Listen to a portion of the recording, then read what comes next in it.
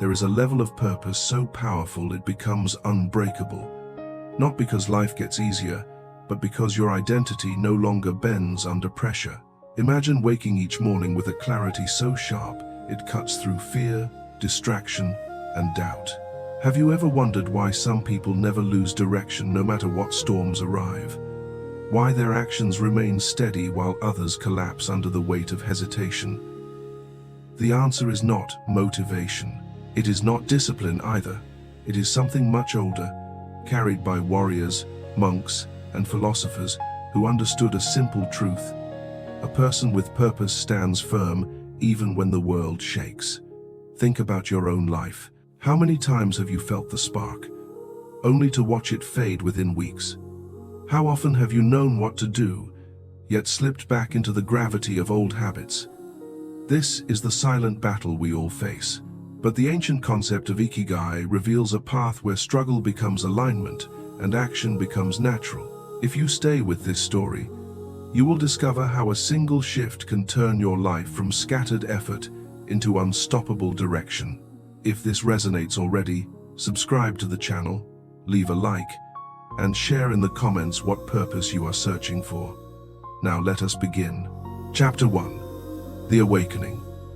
There was once a young man named Riku whose life looked stable on the outside, yet felt quietly broken within.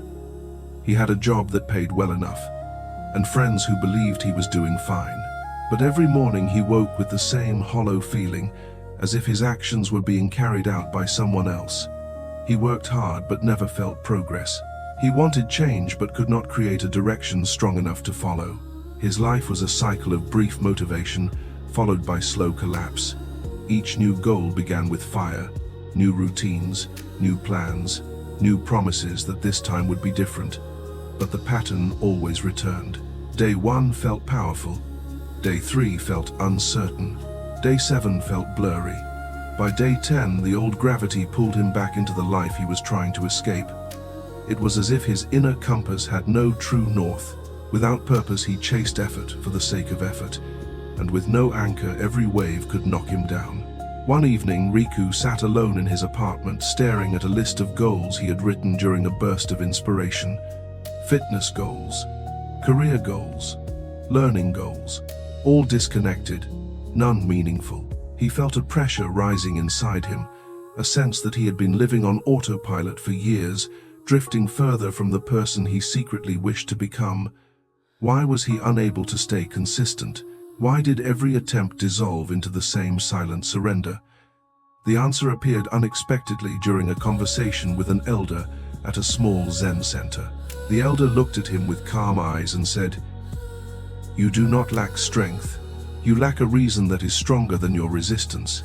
Riku felt the words strike deep. The elder continued, "Purpose is the flame that does not flicker when the winds rise. Without it, you will always return to the beginning." That night, Riku understood something he had never considered. His failures were not failures of discipline, but failures of identity. He had been trying to build habits without building a foundation beneath them. This realization marked the awakening of his journey, and it would lead him toward an ancient principle powerful enough to reshape the course of his life. Chapter 2. The Ancient Principle. The elder invited Riku to return the next morning before sunrise. When Riku arrived, the courtyard was silent, except for the slow, rhythmic sweep of a monk tending the ground. The elder motioned for Riku to sit. "What you seek cannot be built on motivation. What you seek is Ikigai, the purpose that makes a warrior unbreakable." Ikigai, he explained, was not passion and not duty. It was the point where desire, skill, service, and meaning meet. A warrior did not train simply to fight. He trained because his training was an expression of his reason for living. When purpose moves through action, consistency becomes natural rather than forced. To help Riku understand, the elder described an ancient temple tradition. Every morning, monks rise at the same time and walk the same path to the meditation hall. They do not negotiate with themselves. They do not ask if they feel ready. Their purpose shapes the ritual, and the ritual shapes the mind.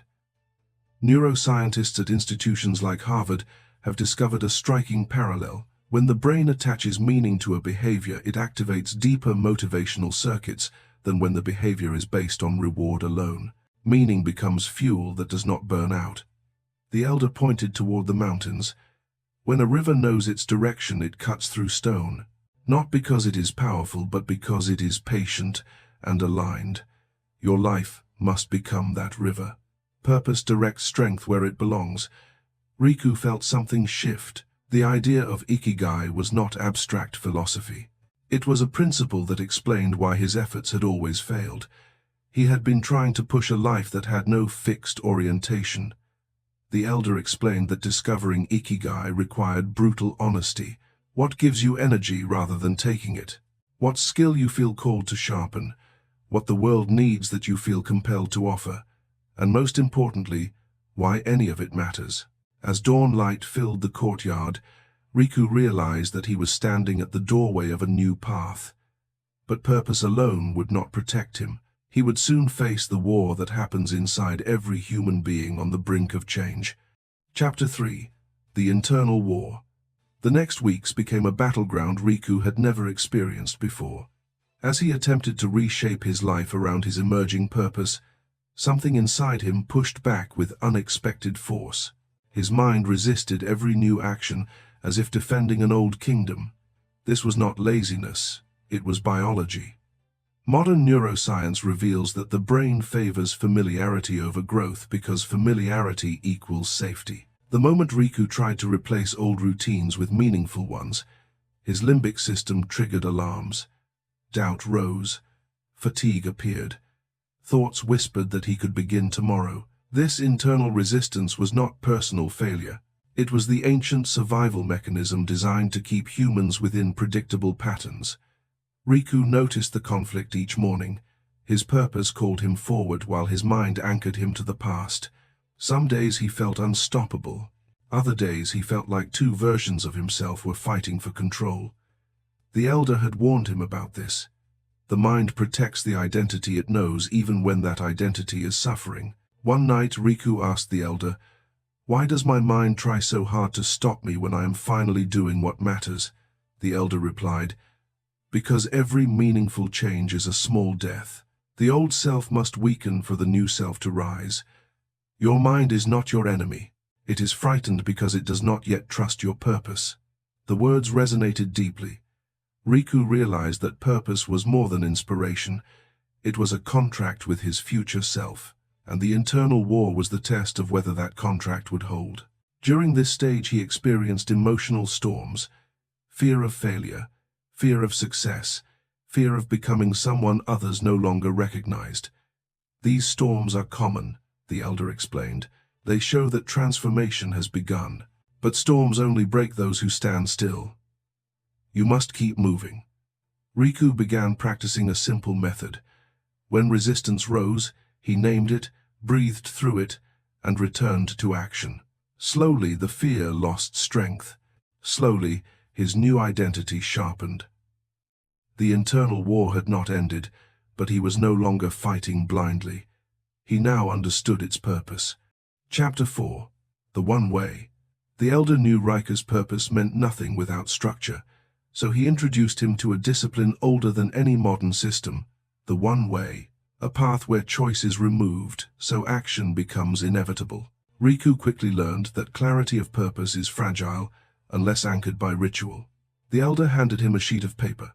"Write the 3 actions that will carry your purpose forward every day. Not 20, not 10, 3. Riku wrote them.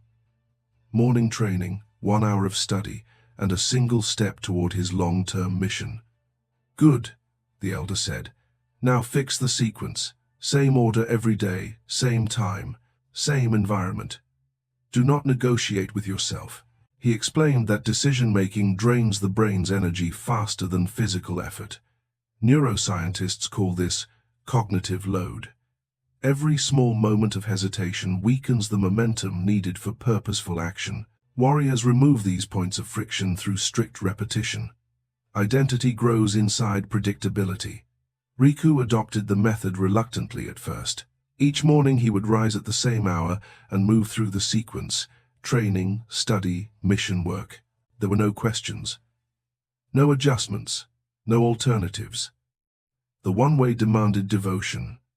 Some days he felt energized, other days he dragged his body through the motions, but the elder reminded him that discipline is not about feeling ready. It is about creating a container strong enough to hold your purpose when motivation fades. Within weeks, a shift occurred. Riku noticed his movements becoming automatic, his resistance quieter, his mind less fragmented.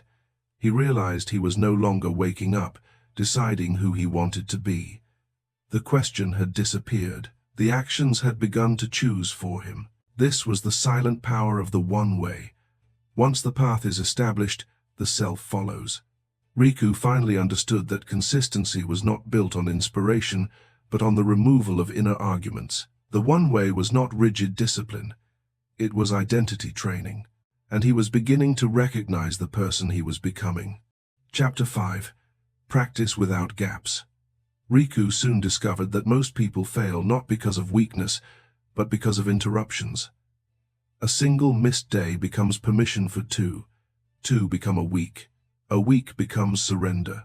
This collapse is not caused by lack of willpower, it is caused by gaps that break the momentum of identity. The elder taught him the principle that governed temples for centuries. Practice must continue, even when reduced to its smallest form. He explained it through a simple image. A river is still a river whether roaring or barely trickling. It only ceases to be a river when it stops. In the same way, your practice remains alive as long as there is movement, even minimal movement. The moment you allow a gap, the previous self returns. Riku tested this during his busiest week at work. Deadlines piled up. Fatigue hit him harder than expected. His old pattern would have been to skip the routine entirely, but he remembered the elder's teaching. So instead of abandoning the sequence, he scaled it down. 5 minutes of training, 10 minutes of study, one small step toward his mission. Imperfect, yes, but continuous. To his surprise, the impact was profound. The next morning felt easier. The resistance did not return with the force he expected. By refusing the gap, he protected not just the habit but his identity. This method reflected modern findings in behavioral psychology. Momentum weighs more than magnitude. People who maintain even tiny progress are far more likely to continue long-term. Riku also visited the temple and observed the monks during a storm that flooded part of the courtyard. They did not cancel the morning ritual. They simply shifted location. The commitment remained intact. He realized that practice without gaps was not about being flawless. It was about honoring direction over perfection. And slowly he began to develop something stronger than discipline: continuity, the subtle force that makes purpose self-sustaining. Chapter 6. Pre-solutions and unseen obstacles. Despite Riku's growing consistency, the elder warned him that the most dangerous obstacles are the ones we do not anticipate. Life does not sabotage us through dramatic crises, but through small, unexpected disruptions that catch the mind unprepared. A broken routine caused by a single unplanned event can dismantle months of progress. To prevent this, the elder taught him the art of pre-solutions. When X happens, I will do Y. No hesitation, no negotiation. Warriors never wait to improvise under pressure. They prepare responses before the battle begins. The elder asked Riku to list every past situation that had broken his progress. Oversleeping, sudden work emergencies, illness, travel, emotional exhaustion. Then for each one he created a predefined answer. If I oversleep, I perform a shortened sequence. If work extends late, I complete my practice before sleep without variation. If traveling, I adapt the environment, but preserve the structure. This planning felt excessive at first, yet modern psychology confirms its value. Under stress, the prefrontal cortex weakens, making decisions slower and less reliable. Pre-solutions bypass this collapse by replacing decision-making with execution. Purpose flows through pre-commitment. Riku faced his first real test when his manager unexpectedly assigned him an urgent project that kept him at the office until midnight. His old self would have surrendered. But he remembered his pre-solution. He returned home, dimmed the lights, and completed a greatly reduced version of the one way. A small victory, yet transformative. Another test came during a weekend trip. The unfamiliar environment disrupted his rhythm, but his plan held. He performed his ritual beside a quiet lake at dawn. The environment had changed. The identity had not. Over weeks, Riku realized something profound. Pre-solutions did more than protect his consistency. They removed fear. He no longer worried about losing progress because he had already designed the answers. His purpose had become resilient. Chapter 7. Transformation. The transformation did not arrive with fireworks or dramatic triumph. It arrived quietly, the way dawn replaces darkness, without asking permission. One morning, Riku stepped outside and realized something extraordinary. The actions that once felt impossible were now moving through him with the ease of breathing. His discipline was no longer a performance. It had become his nature. Riku noticed it first in small details.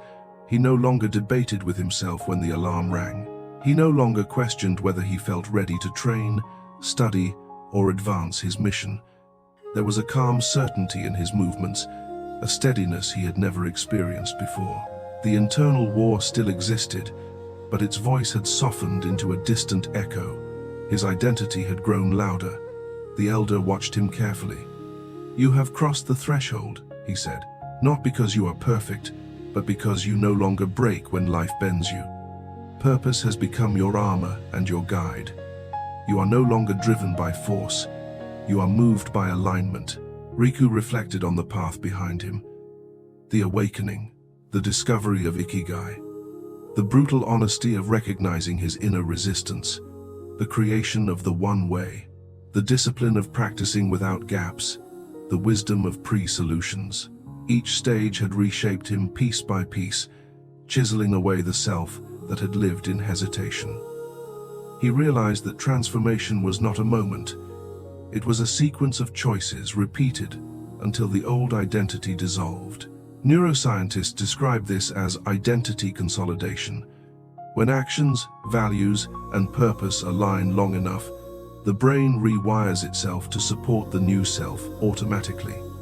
Riku was living this truth.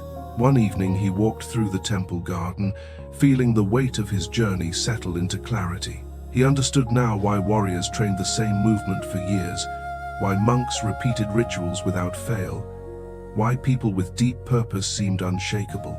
They were not strong because they had discipline. They were strong because their purpose eliminated the need for negotiation. The elder asked him one final question. When life challenges you next, who will respond? The old self or the one you have become? Riku smiled. The answer no longer required thought. His transformation was complete, but the path would continue every day forward. Riku's journey reveals a truth that modern life often hides. We search for motivation, inspiration, and shortcuts, yet the real power lies in the alignment between purpose and action. Ikigai is not a poetic concept. It is the anchor that keeps a person steady when the winds of doubt rise. Once Riku discovered his purpose, everything began to change. Not instantly, but inevitably. He learned that discipline is not a battle of willpower. It is the removal of conflict between who you are and who you want to become. The one way stripped away his hesitations. Practice without gaps protected his momentum. Pre-solutions gave him resilience against the unpredictable. Each step carved a deeper path toward the identity he chose. In the end, Riku did not become extraordinary because he worked harder. He became extraordinary because he aligned his life with a purpose that could not be broken. And when purpose becomes identity, consistency follows effortlessly. Now the question turns toward you. What purpose will you choose to strengthen until it becomes unshakable? What action will you commit to without negotiation? And who will you become when your inner war finally gives way to clarity?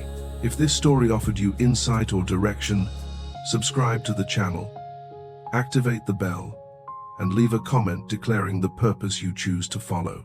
Your transformation begins with one decision made deeply and repeated daily.